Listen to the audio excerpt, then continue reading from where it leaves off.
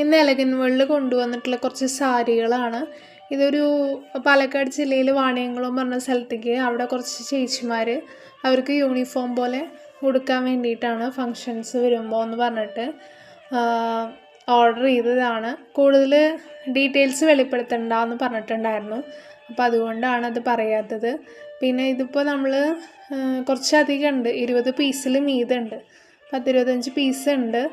പിന്നെ 25-ലധികം വന്നിട്ടുണ്ട്. കാരണം അവരുടെ അതായത് ഇങ്ങനെ ഒരേപോലത്തെ ഉടുക്കണേൻ്റെ കൂട്ടത്തിൽ എക്സ്ട്രാ വേണമെന്ന് പറഞ്ഞിട്ട് അങ്ങനെയും വരുത്തിയിട്ടുണ്ടായിരുന്നു അവരുടെ തന്നെ ചില ആളുകൾക്ക് വേണ്ടിയിട്ട്.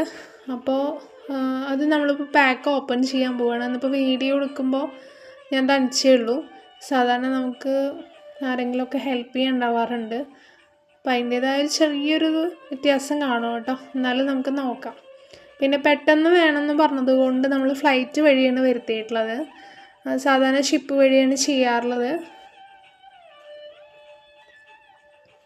ഇത് നമ്മൾ ബൾക്കായിട്ടും സിംഗിൾ ക്വാണ്ടിറ്റിയൊക്കെ ആയിട്ട് ഹോൾസെയിൽ റേറ്റിൽ തന്നെ കൊടുക്കാറുണ്ട്. കാരണം നമുക്ക് ഓരോ മാസം ഓരോരോ പ്രോഡക്റ്റായിട്ട് ബൾക്ക് ക്വാണ്ടിറ്റീസ് വരുന്നതാണ്. അപ്പോൾ നമുക്ക് ഹോൾസെയിൽ റേറ്റിന് കസ്റ്റമറിന് കൊടുക്കാം, ചീപ്പ് റേറ്റിന് കൊടുക്കാം, നല്ല ക്വാളിറ്റിയിൽ കൊടുക്കാം. സ്ഥിരമായിട്ട് എടുക്കുന്നവർക്ക് അറിയാം.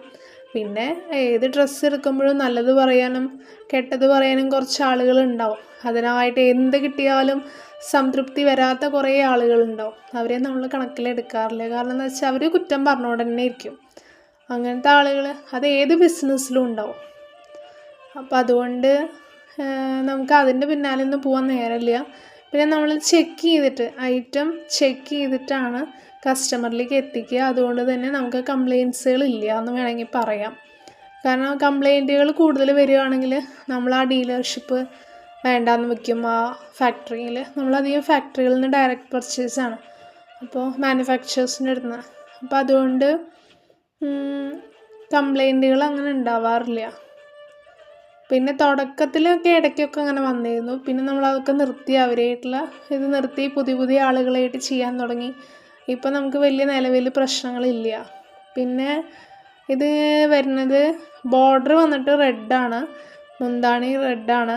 പിന്നെ ബ്ലൗസും ഡാർക്ക് പ്ലെയിൻ റെഡാണ് വരുന്നത്. ഞാൻ നിർത്തി കാണിച്ചു തരാം കേട്ടോ നിങ്ങൾക്ക്. ഫസ്റ്റ് നമുക്ക് ഇതിൽ എണ്ണം കറക്റ്റാണോ നോക്കണം. ഓക്കെ, നമ്മൾ ഓർഡർ ചെയ്ത സെയിം ഐറ്റം തന്നെയാണോ എന്ന് അറിയണം.